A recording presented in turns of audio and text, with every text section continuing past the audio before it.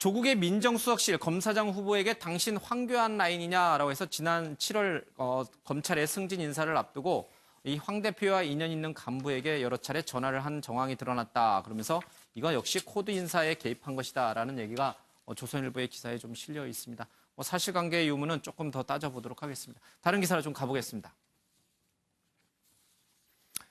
자, 앞서 잠깐 얘기했습니다. 부산 의료원장 노환중 의료원장이 문 대통령 주치 선정에 인력을 담당했다라는 문건이 검찰 압수수색 과정에서 나왔다라는 언론 보도가 있습니다. 이게 피의사실 공표냐 아니냐 놓고 지금 얘기가 굉장히 많이 나오고 있는데 정작 이 해당 주치인 강 교수는 노 원장이 아무 관련 없고 사실 무근이다라고 부인을 했어요. 박상희 변호사님, 노환중 원장은 자기가 일정한 역할을 했다라고 주장했다라고 하는데 문건상에서는 또 그 해당 주치인은 노 원장은 전혀 내가 주치되는데 관여하지 않았다라고 얘기를 해요. 누구 말이 맞는지 모르겠습니다.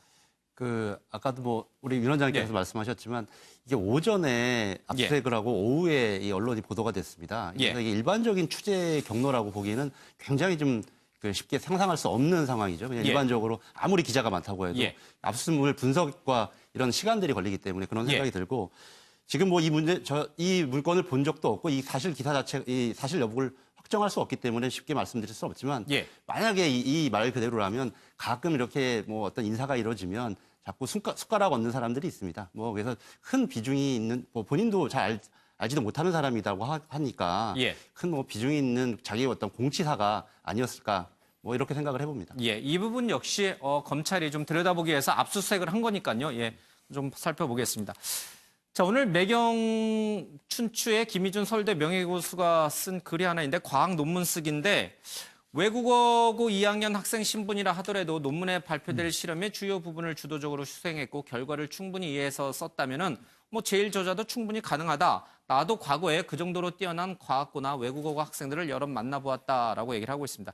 이것 자체로 문제 삼을 건 없다라고 하는데 다만 전제가 2주의 인턴 기간에 그 정도의 실험을 하고 결과를 분석하고 논문 작성에 기여하는 것은 전문가들 입장에서 봤을 땐 불가능하다라는 점입니다. 윤 대표님, 이 조국 후보자의 딸이 영어 실력이 굉장히 뛰어나기 때문에 영어로 논문을 작성하는데 굉장히 기여했고 굉장히 성실했다. 그래서 제1 저자로 충분히 줄 수 있다. 보통 지도 교수는 이제 책임 저자라든지 교신 저자로 가니까요. 그러니까 김희준 서울대 명예교수가 쓴 글인데요. 고등학생이라도 그 연구에 적극적으로 참여하고 했으면은 제1 저자가 될 수는 있다. 하지만은 문과계 외국어 고등학교 학생이 2주 인턴해가지고 그런 어려운 논문을 쓸 수 있겠느냐. 만약에 했다면은 자기가 그 주도적인 거를 연구에 참여했다는 거를 같이 연구했던 동료들이 좀 증언이 필요하다. 그리고 연구 논문에 대해서 굉장히 전문적인 분야랍니다. 그러니까 거기에 대해서 조국 후보자 딸이 지금이라도 알고 있는 거를 좀 국민한테 좀 설명 좀 하면 그러면 1 저자 자격은 있다고 생각한다. 이런 식의 글이었습니다. 알겠습니다. 다른 기사를 좀 보겠습니다. 수사 와중에 조국 도와야 하는 검사들 법무부 청문회 준비단에 10명이 파견 갔는데 조 후보자 관련 의혹 해명을 맡아야 된다. 친정에 맞서 방어해야 하는 상황이다. 일각에서는 검사 파견, 탈검찰화에 어긋난다라는 얘기를 하고 있습니다. 박상희 변호사님, 하필 법무부 장관 후보자예요. 그렇죠? 법무부에는 많은 검사들이 파견가 있고요. 그러다 보니까 후보자의 청문회 준비단에 파견 나온 검사들이 또 포진하게 되는 참으로 희한한 상황이 발생했어요. 다시 다 원대 복귀해야 돼요? 아니면 청문회단에서 빠져야 돼요? 한편으로는 공교로운 상황이긴 하지만 지금 나와 있는 검사들이 지금 수사 문제와 관련된 직접적인 방어를 하는 것은 아니고 기본적으로 이제 있을 청문회까지의 어떤 과정들만 준비하는 것이기 때문에 그렇게 서로 모순되거나 그런 좀 그런 문제들이 발생할 것으로는 생각하지 않습니다. 그래서 청문회를 잘 준비하는 게 지금 제일 중요하다고 생각합니다. 그 검사들 입장에서 보면 좀 곤혹스러울 수도 있겠다는 생각이 좀 듭니다. 자, 부산대까지 번진 조국 집회에서 서울대 총학에 이어서 고려대 또 부산대까지 이 조국 후보자 사퇴를 요구하는 집회가 계속 번지고 있습니다. 자, 조국 후보자 관련된 얘기는 여기까지 좀 하고요. 다른 뉴스로 좀 가보겠습니다. 자, 정부가 미국 대사를 불러서 따졌다. 전례 없는 충돌이다라고 해서 외교부가 해리스 대사의 미국의 한국 공개 비판은 자제하라라고 얘기를 하고 있습니다. 일부에서는 면담이라고 주장하고 있고요. 또 다른 한쪽에서는 미 대사를 불러서 엄하게 꾸짖는 이른바 초치다라고 얘기를 하고 있습니다. 한미 외교사에 절대 있을 수 없었던 일이 일어났다라는 얘기까지 나오고 있습니다. 신문 더 보겠습니다. 청와대 다른 나라 주권행위에 쉽게 이해하기 말라 미국에 공개 반박을 했다라는 얘기도 나오고요. 비슷한 맥락입니다. 사실상 미국 대사 초치하고 언론 공개, 외교가에서는 한미 외교소 본 적이 없는 일이다라는 얘기도 좀 나오고 있습니다. 또 보겠습니다. 자강론 떡 꺼낸 문재인 대통령, 무역 보복 맞서 경제 스스로 지켜라. 사실은 이 한미 간에 최근에 이런 문제가 나오는 것은 바로 한일 관계 때문이죠. 일본이 이 백색 국가 제외를 예정대로 시행했고요. 문재인 대통령은 어제인 첫날 울산에 있는 한 국내 업체를 방문해서 이렇게 우리 힘으로 우리 경제를 지켜야 된다 이런 얘기를 좀 꺼냈습니다. 문재인 대통령 얘기 잠깐 들어보겠습니다. 자유롭고 공정한 무역 체제가 흔들리고 정치적 목적의 무역 보복이 일어나는 시기에 우리 경제는 우리 스스로 지킬 수밖에 없습니다. 어려운 시기에 유망한 기업들의 국내 유턴은 우리 경제에 희망을 줍니다. 지금 국가 경제를 위해 국민과 기업이 뜻을 모으고 있습니다. 지금 우리에게 필요한 것은 우리 스스로 우리 경제를 지키자는 의지와 자신감입니다. 정부는 국민과 함께 그리고 지역과 함께 대한민국의 경제 활력을 반드시 되살려내겠습니다. 사실 청와대의 의중은 일본하고는 강대강으로 맞서면서 우리의 자립경제에 대해서 굉장히 드라이브를 걸겠다는 측면이고 일본과는 그렇게 강대강으로 가지만 미국과는 기존의 돈독한 동맹관계를 계속 유지해가는 그런 투트랙 전략을 쓴 것 같은데 이게 서로 충돌이 일어나 버렸어요. 이경환 변호사님, 지금 해리스 대사를 초치한 게 맞는 거예요? 아니면 불러서 그래도 한미동맹 관계니까요. 형 동생 관계니까.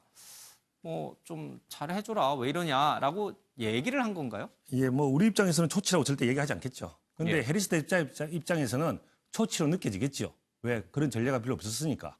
그런데 지금 하는 이야기들은 그 뭐 외교적 공간 내지는 민족적 자존심 뭐 이런 이야기 예. 많이 하는데 과연 그것이 이제 와서 예. 미국을 상대로 해야 될 이야기인가? 저는 의문스럽습니다. 지금 이야기하던 외교적 고립이나 뭐 예. 과연 우리가 굴욕적 외교를 계속 받아오는데 중국이나 북한에 예. 대해서 그런 이야기 비판을 많이 받았는데 그것을 회복해야 할 대상이 갑자기 일본이 되고 갑자기 미국이 되는 부분에 대해서 예. 과연 왜 그렇게 되는가에 대한 기본적인 생각을 해야 되고요. 그리고 하는 이야기는 한미 동맹 관계가 없다. 저는 예. 관계 없다 생각합니다. 지금 당장은 그거 했다고 해서 내일 당장 지소미아 때문에 뭐 예. 한미 동맹이 끊기지는 않을 텐데 그럼 앞으로 영원히 영향이 있겠느냐? 저는 그래 보진 않습니다. 단기적으로 영향이 없겠지만 그것이 하나의 단초가 돼서 허물어질 수 있는 하나의 구멍이 될 수는 있죠. 그거에 대한 이야기를 하지 않고 계속적으로 아무 영향 없다고만 이야기하면 과연 국민이 보기에는 어떻겠습니까? 우리 대한민국의 안보를 가장 크게 책임질 수 있는 능력은 한미동맹인데 이 부분에 대해서 혹시나 잘못될 시준점을 준다면 그것은 잘못된 판단이다라고밖에 얘기할 수밖에 없는 거죠. 청와대는 정호영 실장이 볼턴 보좌관하고 통화를 했다고 했어요. 그렇죠? 지소미아 연장을 하지 않겠다라고 발표하기 전에. 그러면서 이제 충분히 이해를 구했다라고 하는데 미국 쪽에서는 계속해서 이와 관련된 얘기들이 나오고 있습니다. 커뮤니케이션의 잘못인가요? 그보다는 저는 지소미아 종료는 상식적으로 미국하고 상의하지 않았으면 이루어질 수 없는 일이라고 보고 있고 미국에서도 어느 정도 시그널을 줬을 거라고 보는데요. 앞으로 미국 정부가 한국에 관철시킬 굵직한 과제들이 있습니다. 호르무즈 파병이라든지 방위비 분담금이라든지 혹은 나중에 뭐 중거리 미사일이라든지 이런 문제들 때문에 새삼 한 번 더 조금 성난 얼굴을 하고 한국 정부를 압박하는 그런 전략을 쓰고 있을 가능성이 높다라고 판단하고 일희일비하고 호들갑 떨 일은 아닐 것 같아요. 뭐 일희일비하고 호들갑 떨 일은 아니긴 합니다만은 이 부분을 굉장히 중요하게 생각하시는 분들이 꽤 많아요. 그렇죠? 그래서 좀 저희들이 잘 판단해 봐야 될 것 같습니다. 미 국방장관이 한국과 일본 너네 둘 다 잘못하고 있다. 너네 진짜 이렇게 싸우면 결국 도와주는 것은 우리의 적이라고 표현을 하긴 했습니다만 뭐 중국, 러시아 뭐 등을 얘기하는 거겠죠. 그쪽만 이롭게 하는 거다라고 얘기를 했습니다. 한국과 일본 모두 잘못한다라고 얘기를 했지만 왠지 뉘앙스는 우리가 더 잘못하고 있다는 쪽으로 읽히기도 하는데 맞나요? 지금 미 국무부가 특히 국방장관은 이제 일본 다 잘못이다고 했지만 국무부에서는 계속 논평을 내잖아요. 지소미아 종료한 거는 한국이 잘못한 거다. 그리고 독도에 대해서도 우리 방어훈련한 거에 대해서 한국이 왜 돌출행동하냐 이런 예. 식으로 한국과 일본 가운데서 미국이 중립을 취하다가 이번에 지소미아 종료를 계기로 완전히 그 한국 때리기로 돌아섰어요. 예. 이거는 미국으로 봐서는 한미일 동맹 자체가 예. 이 삼각축인데 지소미아가 종료됨으로 해서 한국이 일본, 미국하고 손잡던 데에서 예. 자칫 중국이나 저 소련, 러시아, 북한 쪽으로 이렇게 넘어가는 거에 대한 그런 우려 예. 상당히 많은 거 아니냐. 그런데 어제 해리스 대사로 조치한 거는 저는 조금 무리수 아닌가 싶어요. 여태까지 대사 조치를 국무부가 논평을 했거든요. 예. 논평 갖고 논평한 거 갖고 조치한 적은 없어요. 미국이 우리한테 무슨 행동을 해서 우리가 예. 불이익을 입었다. 그랬을 때는 뭐 동맹이지만 할 수 있겠지만 미 국무부가 논평만 했거든요. 거기에 대해서 조치한 거는 그건 좀 뒤에서 조용히 예. 어느 정도 얼마든지 미 국무부랑 대화를 할 수 있는데 저렇게 내놓고 했다? 예. 저는 국민들의 오히려 저 반일, 반미 정서만 자꾸 자극하려는 그런 의도가 아닌가 생각이 됩니다. 예. 그런데 또 다른 한편에서는요. 아무리 한미동맹이 중요하고 미국과 우리의 우호관계가 중요하다 하더라도 우리가 우리 영토인 독도를 지키는 훈련에 대해서 미국이 이래라 저래라 하는 거. 또 우리가 우리 경제를 위해서 일본에 대해서 지소미아를 중단한 것에 대해서 미국이 이래라 저래라 하는 거. 이거 지나친 내정 간섭 아닌가? 아무리 친한 사이여도 이 정도는 선을 넘어온 거 아닌가? 미국이? 그렇다면 우리도 할 말을 제대로 해야 되는 거 아닌가? 또 이런 목소리도 분명 존재합니다. 지금까지 뭐 한미동맹은 크게 흔들림이 없었고요. 예. 최근 같은 경우에도 호르무즈 파병이라든지 이런 여러 가지에 대해서 흔들림 없이 예. 합의를 해왔습니다. 그런데에서 갑자기 특히 지금 말씀하신 독도 방어훈련 같은 경우는 아주 우리 주권적인 문제거든요. 예. 이런 문제에 관련돼서 어떤 문제 제기가 있다면 당연히 우리 주권국가로서 이 문제에 대해서 문제를 제기하고 이런 것이 더 예. 한미동맹을 튼튼하게 하는 방향이라고 생각합니다. 그거에 대해서 예. 더 주눅 들고 만약 얘기하지 못한다면 국민들이 어떻게 생각하겠습니까? 예. 자, 우리가 우리 목소리를 낼 때는 또 내야죠. 그렇지만 또 한미 동맹이 흔들리는 거는 원치 않는다라고 하는 그런 부분들이 있습니다. 잘 고려를 해서 정부도 입장 발표 또는 행동을 좀 나서야 될 것 같습니다. 과학인 자존심 걸렸다. 과학의 본부장의 눈물. 어제 일본이 화이트리스트 배제를 실행에 옮기면서 우리 쪽의 R&D를 책임지고 있는 과학통신부의 이 본부장, 김성수 본부장, 화학연구원장까지 좀 지냈습니다. 이런 얘기를 하고 있습니다. 계획대로 되겠냐라는 그런 질문에 제가 있는 한 절대 일이 잘못 흘러가게 두지 않겠다. 이런 얘기를 좀 하고 있습니다. 우려의 시각, 냉정한 시각도 있다. 하지만 과학기술인의 자존심이 걸려 있다. 최선을 다하겠다. 이러면서 울먹이기까지 했습니다. 화학연구원장을 해서 그런지 몰라도 일본의 이 화학 분야 쪽에서의 이런 어떤 보복에 대해서 굉장히 좀 분노하고 또 뭐랄까요. 이렇게 좀 맺힌 게 좀 있는 것 같습니다.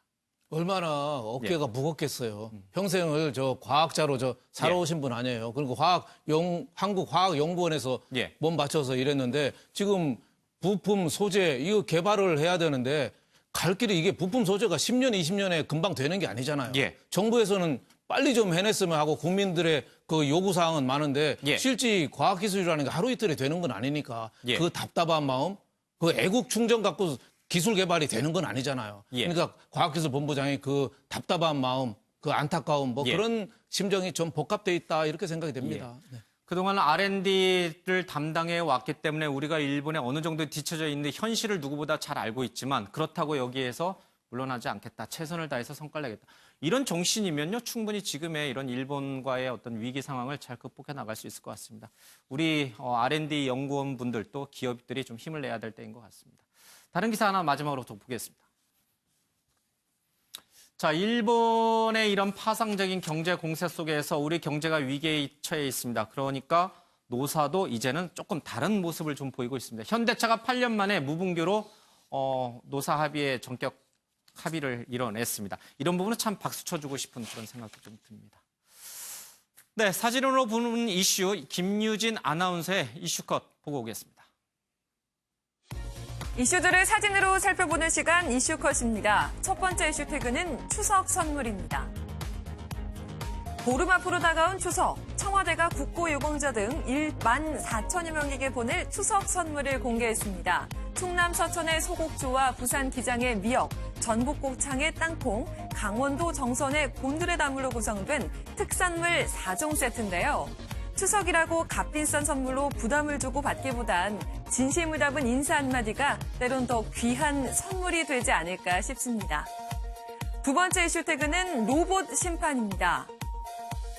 이 경기엔 보이지 않는 또 다른 심판이 있습니다. 바로 로봇인데요. 판정은 로봇이, 전달은 심판이 하는 겁니다. 레이더를 기반으로 투구를 추적해 볼과 스트라이크를 가려낸다고 하는데요. 지난달 미국 독립리그 경기에 등장한 이후 도입을 두고 찬반 논란이 뜨겁다고 합니다. 여러분의 생각은 어떠신가요? 마지막 이슈 태그는 스티브 잡스입니다. 지금 보시는 두 사람 중 적어도 하나는 스티브 잡스가 확실합니다. 베이지색 옷의 사진은 얼마 전 이집트의 한 남성이 잡스가 카이로의 커피숍에 있다며 자신의 SNS에 올린 건데요. 이를 두고 일부에선 단순 도플갱어가 아니라 스티븐 잡스가 살아있는 거라고 주장하기도 했습니다. 아직 아무것도 확인된 건 없지만 그의 영향력은 여전한 것 같죠? 지금까지 김유진의 이슈컷이었습니다. 네, 아침은 매일경제 여기서 마치도록 하겠습니다. 시청해주신